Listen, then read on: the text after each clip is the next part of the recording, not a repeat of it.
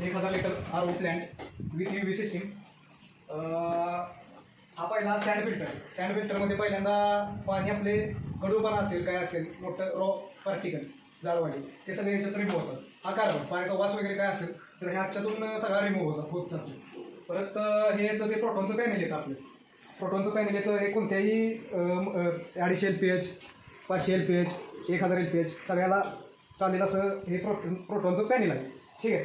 नंतर खालती दिलेलं आहे ते 2 बॅक फिल्टर दिलेलं आहे. बॅक फिल्टरमध्ये काय तर जरी गडूळपणा थोडासा आला पुढे तरी तो याच्यातून सगळा रिमूव्ह होऊन जातो.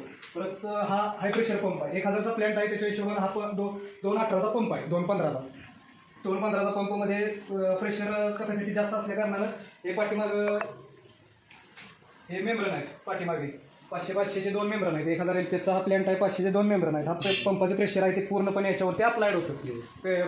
याच्यावरती अप्लाइड झाल्यानंतर याच्यातून 2 पाईप येतात. ही प्युअर वॉटरची पाईप येते आणि ही येते ते रॉ वॉटरची पाईप येते. वेस्ट वॉटरमध्ये प्रेशर आपण देऊन प्युअरचं पाणी काढलं जातं. त्याच्यातून प्युअर पाणी आल्यानंतर हे UV सिस्टीम आहे. UV सिस्टीममध्ये पाणी बॅक्टेरिया व्हायरस किल होतात पूर्णपणे. बॅक्टेरिया व्हायरस किल होऊन परत तुम्ही ज्या ठिकाणी तुमची स्टोरेज केलेलं आहे त्या ठिकाणी तुम्ही पाणी ठेवू शकता आणि ते पाणी तुम्ही प्यायला वापरलं तरी चालेल, काही प्रॉब्लेम नाही. ठीक आहे.